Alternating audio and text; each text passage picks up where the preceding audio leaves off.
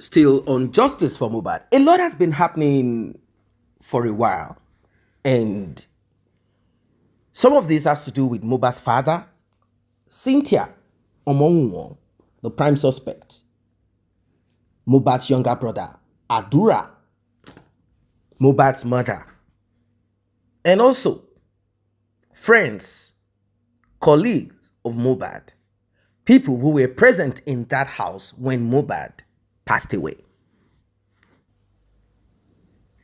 A lot of people have wondered what kind of greed will make a brother close his mouth, or maybe mommy influenced him and said, look, don't let them unalive you. 1, your brother is gone. 2, keep your mouth zipped so you can live long and enjoy money. The money, which I call blood money. The money that we have realized that your brother has acquired after his demise. Well, activist Yomi Fabiyi came up and he pressed, he pushed, and he said he's not going to yield. He said, let us use this opportunity. It is glaring to everybody that Mohbad might not be getting justice. Maybe 1 or 2 people will be dealt with, punished here and there. But if we press and push, we will get to where we want to get to. This came with backlashes from people who believed that the center of attention, which is Mohbad's father, is being kind of diverted. They felt like Yomi Fabiyi is becoming too bold. Yomi Fabiyi is gaining traction. Yomi Fabiyi has gone from one platform to the other, pretending like he doesn't understand social media and like he was just going because he felt he could get justice and this was the only place and where he could get people to join him in this quest. They said, no, Yomi Fabiyi, you're a liar. In fact, something happened that shook a lot of people. Not even shocked. It shook them. Like, it created some kind of staggering effect. People are like, wait, hold on a second. Did Yomi Fabiyi just say that someone posted the video of the house of Mohbad's neighbor? Someone that we've been told gave Yomi Fabiyi updates, visual updates on what he saw, saying that Cynthia is lying, that in fact, we are hearing that 2 nurses came to Mohbad's house. You'll be shocked. So, why was the house of that man posted? Is it to scare the man? And Mohbad's demise and everything, it seems as if there is this intentional move to put an end to justice for him. Well, ladies and gentlemen, without further ado, so it will not appear like I'm the only one talking, I want you to hear and see for yourself. I want us to get into it. What is really happening? Why is this happening? Please like and share. Tap on the subscribe button, turn on the notification bell. Returning subscribers and those that have been here, I say very big thank you to you. And to those that have tapped on the thanks button, the one with the love icon, the last sign in the middle of it, thank you. May God bless you. And may your pockets never run dry. If you like what we do here and you are for justice for Mohbad, you can also tap on that button that says thanks. Still on justice for Mohbad. And I've said it times with that number. Justice for one is justice for all. Let's get right into it. Mo lè jẹ́ number 2, mo lè jẹ́ number 3. Kí ló dé? Àwọn kan kàn jókòó síbi kan wọ́n fẹ́ bò sílẹ̀. In as much as I don't want to disrespect obìnrin because àwọn obìnrin ni ìyá wa. But ṣé kò dá náà? Àwọn people yìí ò ní personal kíní kankan pẹ̀lú wọn rí. O mọ̀ wọ́n rí, o rí wọn rí. They go just dey curse you, they curse your son, they curse you, they curse your son, they drag your name. Kí ló dé? On top of waiting. Èmi ò rí gbogbo kíní yẹn ṣá omi ìparọ́. That is fine. That is fine. That is fine. That is fine. My point is this. Number 1, in a very working system, Baba is not needed. In a working system, ni mo sọ yìí o. Kò sí ìpàwọ́. In fact, ọlọ́pàá ló máa lọ fún bàbá àwọn parents ló máa fún wọn ní update pé ibi táwọn bá ṣẹ́rí dáhùn bá ṣẹ́rí rè. Do you understand? So you don't need that Baba to even begin with.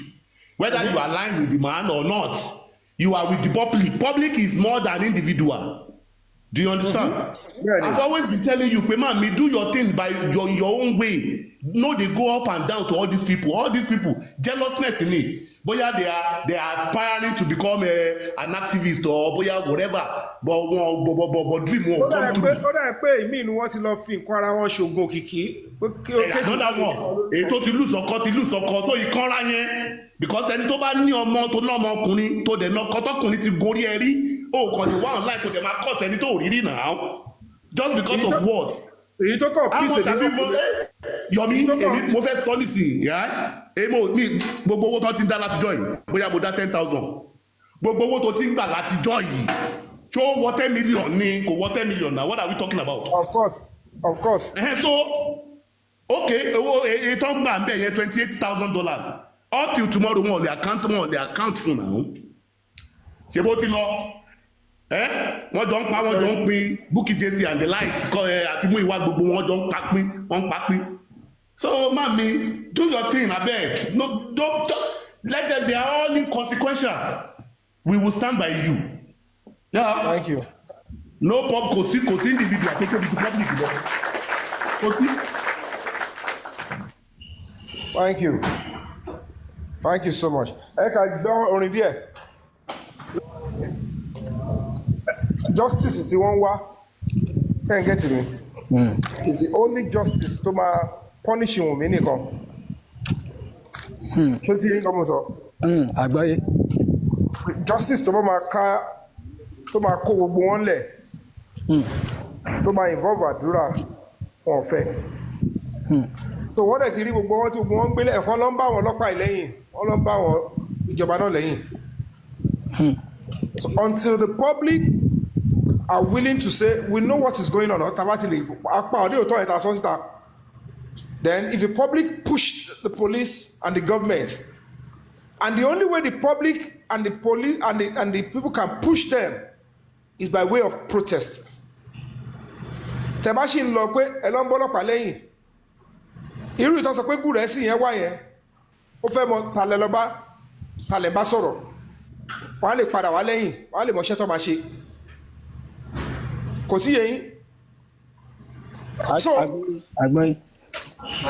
whatever it is, the only way that can make and the only thing that will make the truth to come out eventually ọ̀nà tí òótọ́ yẹn fi máa jáde tí Ọlọ́run ti là sílẹ̀ tó natural tí ò ní sí ní ọwọ́ ọlọ́pàá tí ò ní sí lọ́wọ́ family kankan no member of the family tó jẹ́ pé ọwọ́ Ọlọ́run tó dẹ̀ máa wá through public òun lọ́lọ́run ti ṣètò ẹ̀ lọ tó dẹ̀ máa ṣe láṣẹ parí very shortly and that way the government will ọtí dúró sáárín the government they are now putting themselves in the middle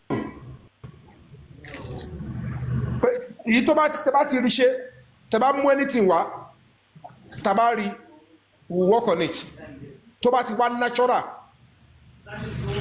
because as it is àwọn òṣìṣẹ́ fẹ́ anybody ju Mohbad lọ. The public, I'm not saying all of us in the public. Àwọn kan wà wọ́n ṣiṣẹ́ fún Wunmi. Àwọn kan wà wọ́n ṣiṣẹ́ fún bàbá Mohbad. Àwọn kan wà ìyá Mohbad. Àwọn kan wà àdúrà. Only a fragment of us ló ń ṣiṣẹ́ fún Mohbad gangan. Ẹ dẹ̀ mọ̀ pé gbogbo wọn yẹn each person ni wọ́n protect nǹkan tí ò lè kó bá wọn. Tọ́lẹ̀ interface pẹ̀lú àwọn táyà interface pẹ̀lú. Òun ló fi dà pé ń wọlé o. But when that thing will come to the public tí kò ní ṣe ojúṣàájú tí kíní yẹn bá máa jáde apparently ó máa ṣe débi pé gbogbo àwọn tí wọ́n bá dẹ sí side ọ̀dọ̀ tí wáyé wọn ò ní mọ̀gbà tí kíní yẹn máa jáde.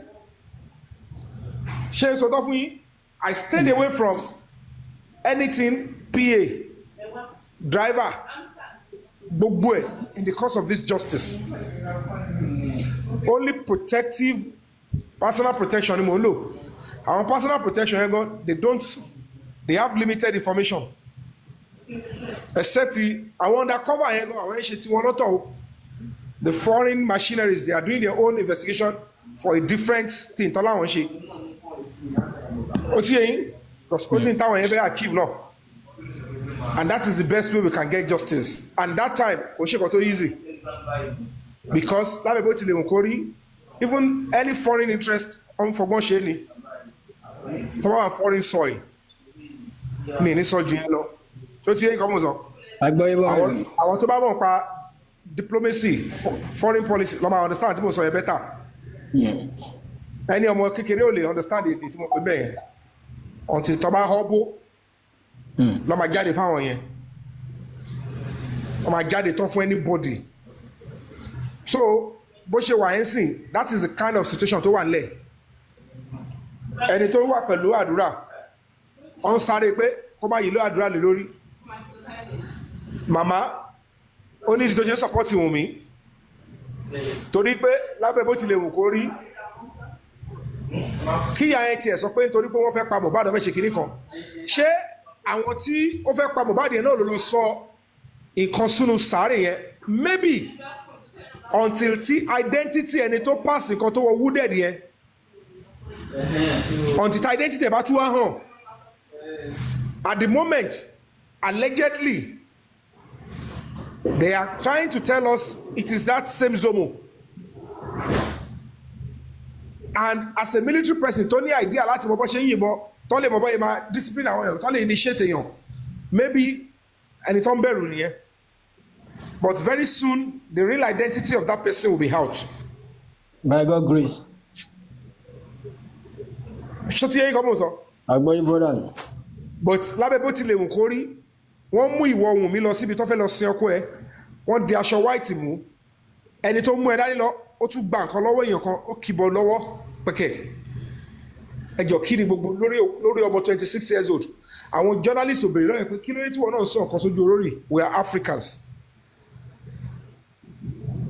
ẹ fún yẹn platform kó wá ṣe kí ni kó wá explain why she is able to do that to the husband's coffin níbo ni ìlú ìlọ ṣé gbogbo nǹkan lówó ni how will any sane mother you saw that video I don't understand o what is your religion ẹ̀sìn wo ló ń sìn ẹ kọ́kọ́ béèrè ẹ̀sìn wo ló ń sìn if you are a Christian kí ló dé tó ń ju aṣọ fún òkú pẹ̀lú fetish substance and I heard that they ask you at the coroner inquest you said it is for protection ṣé o gba àwọn tó ti ń kún fámìlì yín bẹ́ẹ̀ ṣe ń di aṣọ fún wọn lọ nìyẹn tẹ̀sẹ̀ òkú ọmọ ọlọ́mọ tó kú ọmọ èèyàn ẹni ẹlẹ́ni lẹ́fẹ́ di aṣọ òkú fún ẹfẹ́ di aṣọ kókó fi aṣọ yẹn bò yín láṣìírí and the same mother ìyá tó bí ọmọ yẹn ó dẹ̀ ń support onítàn yẹn. and then ìwọ sọ yín pé ní Liam ni ìwọ ni wọ́n bí Liam anything ni wọ́n lè fi jà nítorí Liam yẹn láti live life then ṣé ẹni tí wọ́n ju òkú ọ̀run tí wọ́n jùjùkujù sínú burial ground ẹ̀ sẹ́nìkan kọ́ ló bí àbí kí ló dé tí ṣé wọ́n discuss ẹ̀ pẹ̀lú àwọn tó bí before kó tó lè go ahead láti tí ò bá ní kọ̀ọ̀kan ṣe láti complete mission yẹn. bàbá gbogbo wa ní ṣòwò ògùn if you do not have anything negative or any negative role you played that's the person that died. There is no way you will go and put a white cloth and a fetish substance. Ṣé àwọn tó pa Mohbad yẹn náà ṣáwọn náà ló fi ṣẹ́ yẹn rún ẹni? Are they the ones you are using that to help? Because that thing is to help whoever killed Mohbad, not to expose them. That is the meaning.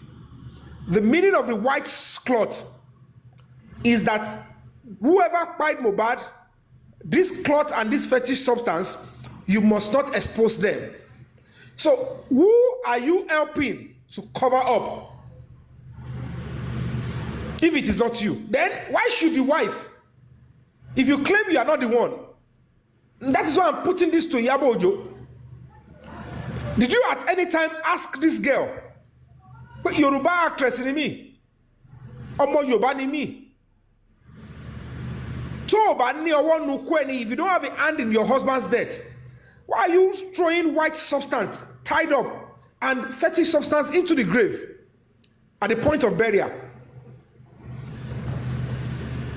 If anybody could do that to my son, will I say I don't know the meaning at this stage of my life? Why would the person come and what would be the explanation the person will give me that will make sense? other than the fact that it's either you are part of those people that took his life, or you are the one that took his life, and you are protecting yourself spiritually from the consequence. And consequence here, òun ló ti ń bọ̀ yìí. Nǹkan tó sọ nìyẹn o. Because abiamọ ní gbogbo wa, kí ọmọ èèyàn, kí ọmọ méjì kan máa jà, kí kan na ẹyọ kan, ara máa ta ìyá ọmọ tí èyí tí the first one tó nà, ọmọ tí wọ́n nà, ara máa ta ìyá ẹ̀. That's in a child. Ká ọmọ kéékèèké méjì máa ṣeré neighbor, kí ọmọ kan kó na ọmọ kan, èyí tí wọ́n nà yẹn ara máa ta ìyá ẹ̀ tó bá tẹ̀ fẹ́ fi maturity sí. Because I don't see reason whereby a parent tó sọ pé èmi ni ìyá ẹ̀ tí mo dẹ̀jẹ̀ sí lórí, nǹkan bẹ́ẹ̀ yẹn ṣẹlẹ̀ sí ọmọ ẹ̀, ó dẹ̀ ń sọ àwọn me, I don't understand. I keep listening and listening to get this matter. I don't get it. In a whole family, they are not unite. Baba ní France tiwọn, ìyá ní France tiẹ̀, àdúrà ní France. I don't get the family. Ọlọ́run má jẹ́ kí wọ́n bí wa sí àárín ọ̀tá wa.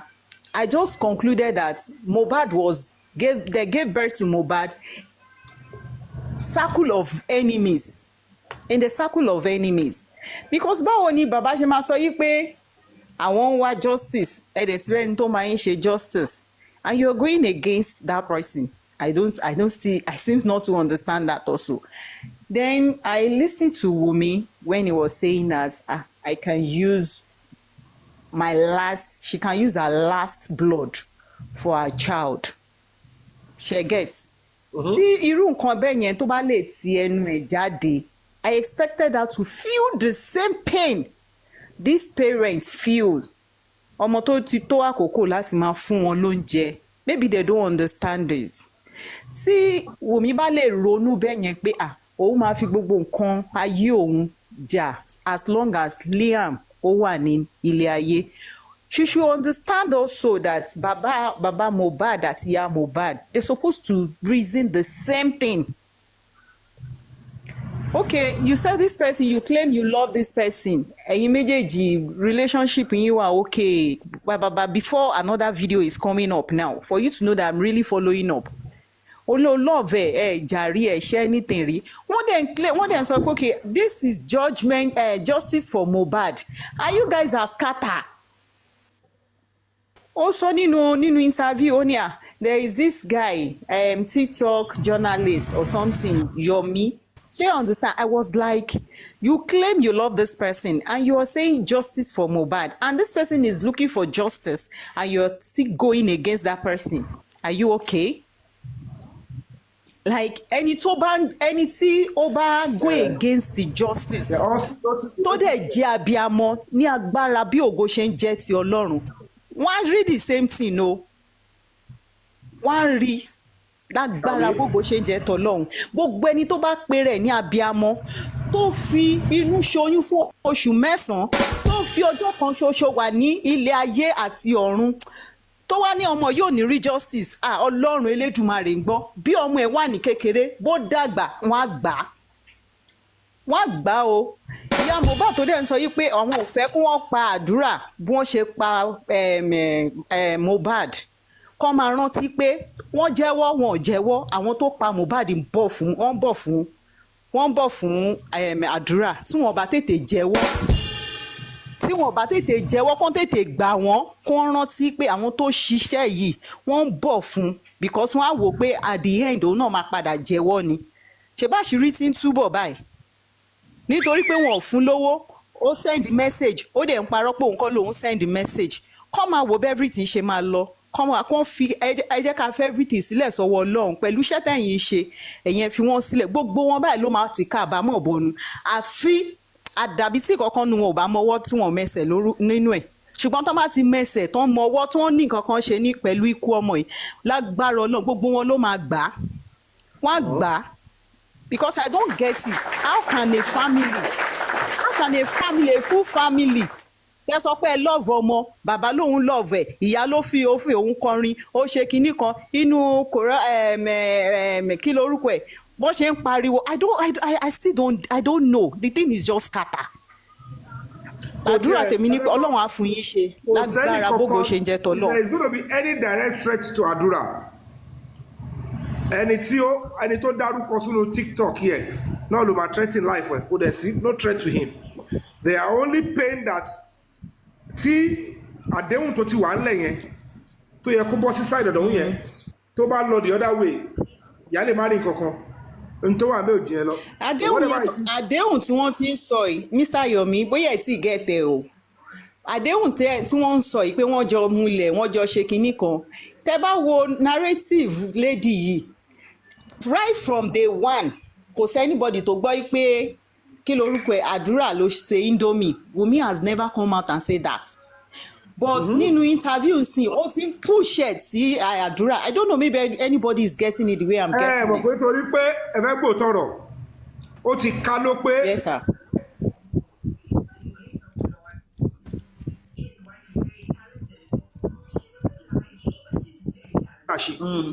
Ó dẹ̀ ti kẹ́yìn lọ́ọ̀yà ẹ̀ ò defend lọ́ọ̀yà ẹ̀ dídí wá sí zone 2 ó sọ fún àwọn ọlọ́pàá yẹn pé òun ò lè present àdúrà mọ́ because òun ò bá àdúrà iṣẹ́ mọ́. So the fact remains that òun ló ń bankroll àwọn lawyers yẹn ó dẹ̀ ti ní kọ́má sọkìlì kọ́má defect is gonna face it. So ó ti distance rẹ̀ from that guy. Ó dẹ̀ wọ́n pé the best thing ni pé if she's going down whether she's saying the truth or not we don't know àdúrà too must go down ohun tó try láti sọ fún yín nìyẹn. So tó bá dẹ̀ jẹ́ bẹ́ẹ̀ ni wọ́n á ní nǹkan tó bá fi lè establish ẹ pé àdúrà ló ṣe kí ni ló poison Mohbad kó jẹ́ ká mọ̀ because they will get to that stage very very shortly. Àwọn máa ní nǹkan táwọn lè ṣe táwọn lè fi dúnkokò mímì àbí láti provide way justice but they don't know that àwọn ọmọ fúnra wọn pápẹ́ ara wọn lọ́gbẹ́ ẹ̀ wọ́n pàpà àpọ́njú àwọn lọ we are miles ahead of them. Ẹni tó bá ti rìn lọ́nà òtítọ́ tó ti fi tọ́lọ́ síwájú tó dẹ̀ ṣe òtítọ́ dignity tó bá ti fi síwájú definitely ó máa rule because I seem not to understand this kind of country. A lot of evidence everywhere and this person is just in fact. Nigeria time ni torí gbogbo kan lé ayé human rights must be respected. So if anybody hides under some certain human rights ẹ fún láyè tó di pé the law catches up with them from another route. So she's enjoying that now. Let her enjoy it while it lasts. Tìbí ní pé ìfẹ́ kí ọ̀sán mọ́ta kúrò Nàìjíríà. So when the new route will come for ẹ rí pé ṣíkún ẹ fàyè rárá ìṣẹ́jú àyà ni. So nobody is above the law. Ilé ìkẹ́ ìfún ti ẹ̀ síbẹ̀ rárá. He's only enjoying the fact that there is fundamental human rights and one or two persons wọ́n ṣì ń di láàrin ara wọn bá ṣe ń sá síbì láàrin ẹbí náà wọ́n ṣì ń di lápá bí wọ́n jọ ń cooperate lápá bí kan wọ́n á ṣọ̀tá lápá bí. So if eventually they want to come back together àwọn ní pé òkè n tó yẹ kẹ́ gbà yẹn gbà fún lórí bó yẹ kẹ́ gbà fún tó bá ṣe yẹn kò tún lè dọ́dọ̀ tèmi mọ́ ọ̀ bá jọ commit together nǹkan tó yẹ kó gbà kọjú agree lórí ẹ̀ kò tún ní dọ́dọ̀ tèmi we will get to the root of it and justice will be served. Ó claim pé ìfẹ́ wà láàrin ara wọn fídíò kan tuntun jáde bóyá last week ni níbi tí Mohbad tó ti ń fídíò ẹ̀ why are you filming me why are you videoing me ẹ bóyá ń sọ̀rọ̀ bí dìdìrín and you call that your husband the person when he was alive you are not calling him your husband now me and my husband God forbid to have this kind of child as a child God forbid. Thank you so much. Okay, now let's ask Plan B, are you there? Unmute your mic. Àti ti gbé mi kọjá 7:30 báyìí. Mọ nǹkan tí kéèsì yìí sọ ẹni bọ́ọ̀ ló mọ nǹkan tí kéèsì yìí sọ kò sí ẹ tí ó mọ̀ ṣé tí yé bẹ́ẹ̀ yẹn gbogbo ọba kó ní gọ́ọ̀mẹ̀ntì dìmọ̀ tẹ́ bá lè stop báyìí tẹ́ bá lè stop láti máa sọ Ìyábọ̀ Òjó ọmọ tó ṣẹlẹ̀ náà ó mọ everything bí wọ́n yé ṣe náà Ìyábọ̀ Òjó ṣe ń ṣe bọ́ tó ti wú kú ibi tí everybody máa láǹdì sí Ìyábọ̀ Òjó ti lọ dúró síbẹ̀ ó ti lọ dúró síbẹ̀ kò síbẹ̀ ilé sọ́dọ̀ ilé ṣe sí ọlọ́pàá ọmọ kan tó ń ṣe let me tell you ọmọ anything gbogbo láti ètò said ọmọ the fact ọmọ the two. ẹmọ tí agbára ìjọba ò ní ṣe gbọ́dọ̀ mi agbára wọn ò dé báyìí whether àwọn ọ̀dọ̀ bá gọ́ mi sọ pé ìjọba ò support wọn o mi sọ pé kò sọ Or one bell. Me so I don't know whether governor has a hand or not. But governor gómìnà wé díẹ̀ náà gómìnà lọ síbẹ̀ náà gómìnà lọ síbẹ̀ náà. ó tí o kò lọ governor ò lọ bẹ̀. ó lọ síbẹ̀ fẹ́ẹ́ no ẹ máa gbọ́dọ̀ mi. ó dà mo ti gbọ́. Governor can go to the time here is a national issue. It is writing for the government and the governor to attend to such things. Kò ń ṣe wàhálà. But the deputy governor was the one that went there. However, n tẹ́mi tí a láti sọ ni pé kò sẹ́ni ká ní Pharaoh mọ̀ pé nígbà tí children of Israel ẹwọ́ èèyàn tó fẹ́ lọ tí Pharaoh ṣàgídí ẹwọ́ èèyàn tó bá lọ including Pharaoh himself. Ohun tí wọ́n mọ̀ ni pé agbára ìjọba ó níbi tó dé tó bá ti di ọ̀rọ̀ Ọlọ́run. It is after God you can now be talking about government. Ṣé ẹ get me? And the government náà sọ yìí government náà máa tún fọgbọ́n ṣe ni tó bá ti involve public. Yeah. I understand. But in this case ó yẹ kó bá ti di ìṣáná kíyèsí ogun pé gbogbo ibi tó yẹ káwọn lò làwọn ti cover as government. Things keep coming out.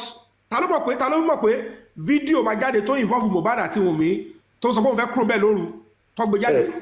Àwọn èèyàn nìkan lọ́wọ́ tó máa sì gbé nǹkan jáde wọ́n sì máa sọ̀rọ̀. Ẹ̀wọ̀n kan gbọ́dọ̀ ṣe ó ní èèyàn kan tí wọ́n máa ẹ̀rẹ́gbọ́ ó ní èèyàn kan tó máa padà ṣe mistake ìfọwọ́ kàn tó bá ti fọwọ́ kàn onítọ̀hún yẹn ìgbà yẹn ló máa wá rí pẹ́rẹpẹ́rẹ tó ti yẹ nǹkan mọ̀ sọ. That is when they will know that is the end of the road. So time here ó ti kù díẹ̀ báyìí. Kọ́kọ́ lè máa tẹ́jọ́ sọ.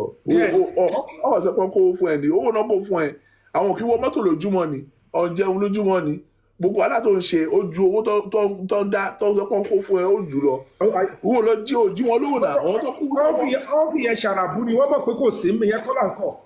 Àwọn tó kú sọ́wọ́ tó ń jí owó tẹ́pọ̀ àwọn náà sáyẹn ẹ̀ tó ṣe tó béèrè lọ́wọ́ wọn ọ̀lẹ́ béèrè lọ́wọ́ wọn ò lè dáhùn ìwọ tó rẹ pé ìwọ ò ṣe wàhálà nínú nǹkan tí iṣẹ́ tí wọ́n ń ṣe àwọn ò lè ṣe iṣẹ́ tí wọ́n ṣe ò lè ṣe ọ̀dẹ̀ blọọkì ẹ ni àwọn tún blọọkì ẹ against government wọ́n blọọkì gbogbo effort ẹ nǹkan tó ń ṣe wọ́n nìyẹn tó fi against ẹ tó fi sọ pé bú àbá yẹn ó sọ part but àwọn ò understand nǹkan tó máa jẹ náà jẹ́ kó gbọ́n that's why ó máa ń dùn mí every time ní máa wà lórí péjì every time ní máa ti wọ̀ máa kọ́ máa wọ̀ wọ́n ni mo lọ sókè mo sọ fún ẹ̀yin náà mo sọ fún bàbá láti snell àárọ̀ yìí wípé gbogbo ìṣẹ̀lẹ̀ ń ṣe àwọn gọ́ọ̀mẹ̀ntì ọjọ́ tì yín ni ọlọ́pàá ta ló máa jábọ̀ fún ìgbà tí kíní ẹ̀kọ́ jáde lọ́jọ́ kìíní kọmíṣánná tó jẹ́ ìdébẹ̀ rẹ̀ pé ó máa take over my charity mo sọ fún ẹ pé sẹ́ríkì àbí kí wọ́n pè mo ní ó kàn fi ẹbí ẹ campaign ni ipò òun ti dé tó bá ti sọ̀rọ̀ ọjọ́ méjì ó máa stop ṣé sọ̀rọ̀ mọ́ sí i ni. no ẹ máa wòrán bàbá ẹ máa wòrán sí ẹ gbogbo wọn máa wòrán sí wọn bàbá ẹ máa wòrán sí ìṣẹ̀lẹ̀ ẹ̀rọ̀gbọ́n nìyẹn ṣàmádà gbogbo ẹ̀ tiẹ̀ láìfù ẹ̀ àtìdílé ẹ̀ tó ti yẹ má ju àdúrà bẹ̀rẹ̀ kọ́ ọmọ àgbà ní ẹ má dẹ̀ ju ó tó ti yẹ bẹ́ẹ̀ yẹ abákiri kọrin ìwé máa start má ju ó tó ti jẹ́ bọ́lọ̀dẹ̀.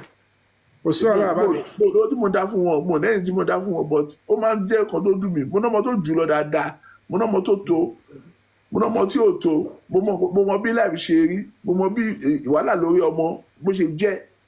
It's a fucking case. So ti ṣe bẹ́ẹ̀ yà ṣe something jẹ́ pé tọmọ bá ṣe ẹ̀ka bọ́ ọmọ wí. It's a master slight mistake ló fi wù díẹ̀ láti sílẹ̀ náà sọ bẹ́ẹ̀ Wunmi ò mọ̀ kó o máa kú náà Wunmi ò mọ̀ kó o máa kú.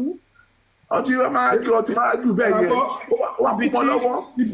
Ibi tí grey area tó wà fún mi báyìí is somebody was called into that house. Ẹni tó pè wọlé yẹn.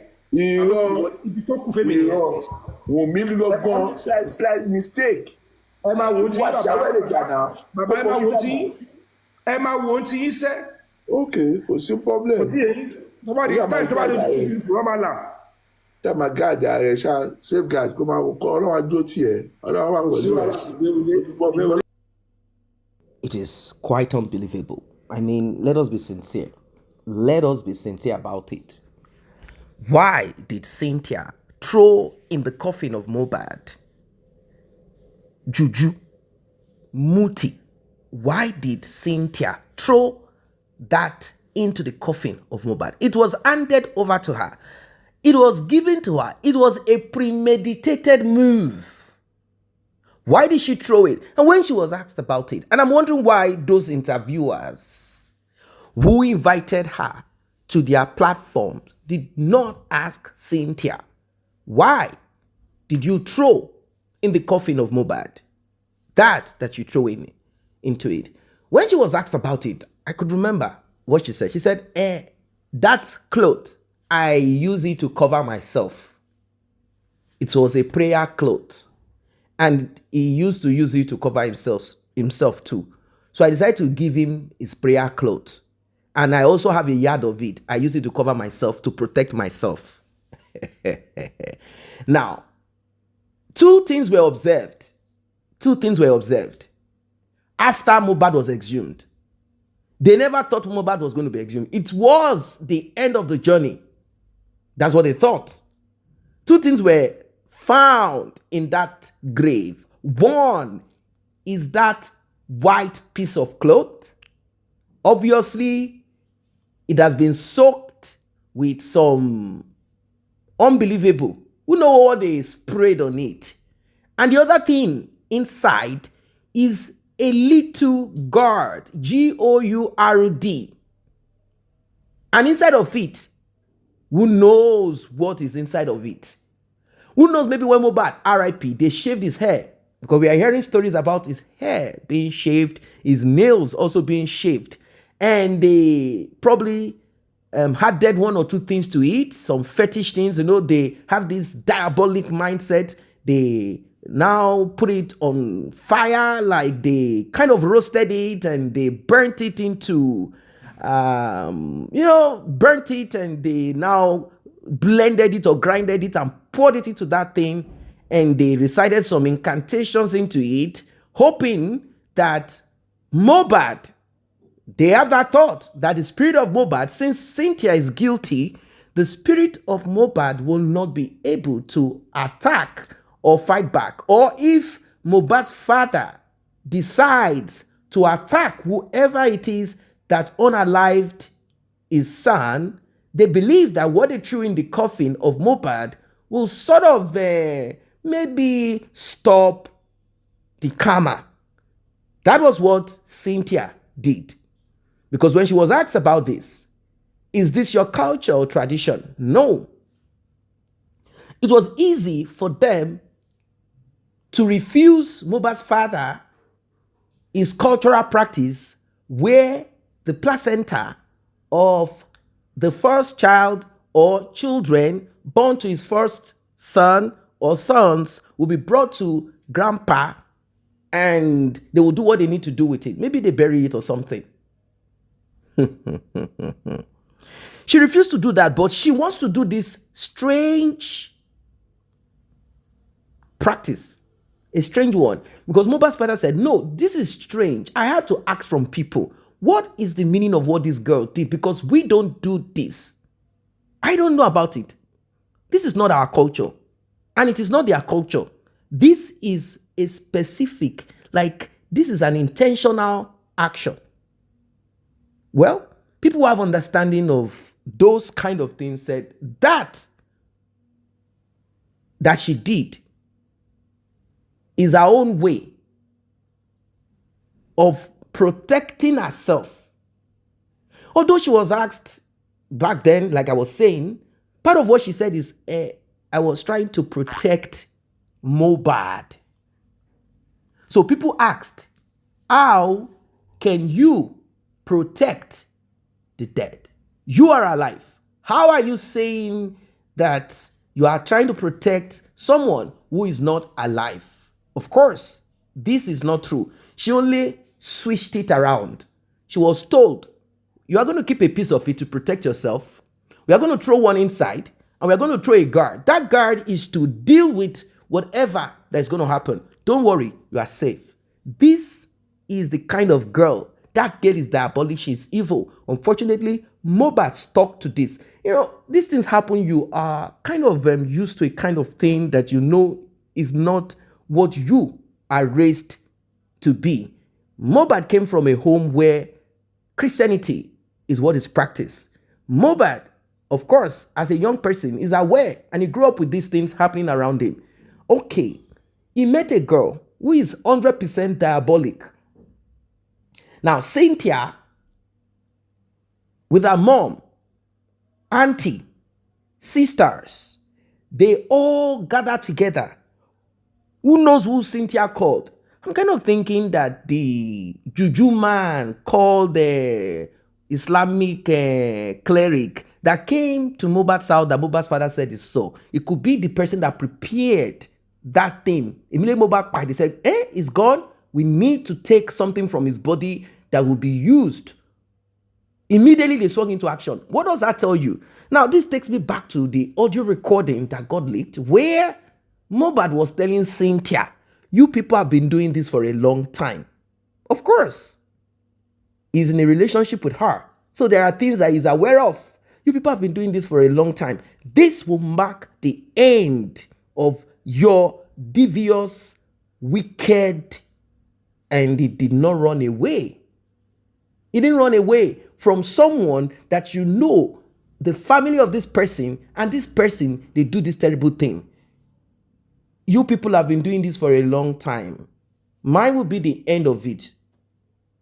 If you RIP me, which is the mistake Mohbad made, when you concede, when you affirm, when you agree, when you accept defeat, if you RIP me, you cannot RIP my family. Mohbad got RIP'd. Cynthia is facing the whip of karma, of judgment. Now she's facing it. She thinks she's going to talk and move around here and there and speak and act in a crazy way. No, it's not going to work. It's not going to work. Can you see what is going on here? So part of it is what our guest is saying. Yomi Fabi and others. People are confused, sort of like, wait, what's going on here? How do we get out of this mess? Like, how do we get out of this? What happened to the CCTV? I explained what happened to that CCTV. According to Yomi Fabi, according to what we also saw, it seems there is this deliberate move not to arrive where justice is. Rather, there is this circumventing, moving back and forth. One of it is this. Mohbad's father, if he really wanted DNA, if Mohbad's father really wanted DNA from his heart of heart, let us start this way. Unless he will say, I was ignorant of it, I didn't know that this was not going to cover what we need to do. When Mohbad's mother said, Mohbad is not your son, Mr. Joseph Josie Aloba. Mohbad is not yours. You have told the world that I'm a promiscuous woman. No problem. But I just want to break your bubble. Burst it. Mohbad is not your son. Mohbad's father, without telling anybody, he got the tissue of Mohbad. Because there's no fluid to be used. He got the tissue of Mohbad. And they got his own sample, fluid. They flew it abroad, and it came back positive. Paternity test. Now, if Mohbad's father wants DNA to be conducted, when they went to court,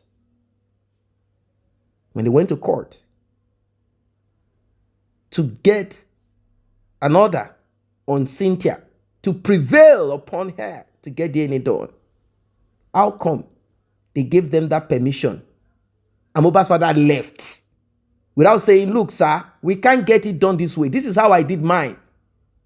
You can't say we should get DNA done in Nigeria or whatever. He kept quiet. Like he didn't tell them, no, it can't be done this way. This is how it has to be done. It will be done abroad. He did his own. So why didn't you tell them? The same like, hey, it has to be done abroad. So we need a tissue-based, blah, blah, blah, blah, blah. They just left. Then they came back again and said they are going to get the DNA done the way he did his own is tissue-based and this and that and that. We are going to get a lawyer. Maybe then they started having problems with the other lawyer. I don't know. They said the lawyer was already circumventing, U-turning, making some kind of agreement and arrangement with Cynthia and our own people. Maybe that's why he kept quiet. We don't know. But I believe this month of March, we will arrive somewhere. We will arrive in a place of clarity, a place of justice. That place that we all are hoping to arrive, where we will all have closure, where justice will be served. That's where we are all hoping to be. That's the truth of it. People are tired of all of these shenanigans when it seems as if progress and results is about to be achieved. Then all of a sudden, the same people on that pathway of justice will come and circumvent, say, hey, let us destroy what he wants to achieve there. We are the one that will get this justice. It is so funny. It is so funny. So funny. So, I believe strongly, very strongly, that we have come to the end of the journey. There is no hiding place. There is no, in fact, people are not ready to donate to nothing until answers are gotten. People are not ready to donate to anybody. They are uninterested. They don't even care for any story or whatever it is. They are not they are not interested in anything. They just want the DNA to be done, and then we move to the next point. We can't have nothing, like no result, like we are held in between, you know what, as it is right now, and there is no, it is inconclusive. People are tired of that. And don't forget that there is we also have the private autopsy that was conducted. It cost a lot of money. People paid a lot for that. So people are also waiting on that one too. They are not taking no for an answer. And they are also looking at the future. They said, what if this comes as inconclusive? Will they say, members of the public, we need more money? There is another test. They say this test is deeper. This, I hope, will not create the total end of justice for Mohbad. Because if that is presented to the public, who have stood for this justice, and then they present that, people will ask questions like, hold on a second. When the government autopsy said this and this and that further testing, why didn't you guys start with the further testing? Why did you do the same? Maybe some people will donate, but I think majority will not donate. Majority will not donate because we can't be processing justice for Mohbad in a archaic manner, in a backward manner, in a lack of progress manner. People want precise. You need to sit down and talk about what needs to be done, the best and the fastest approach. You have to target it precisely, not running all over the place. No, not at all.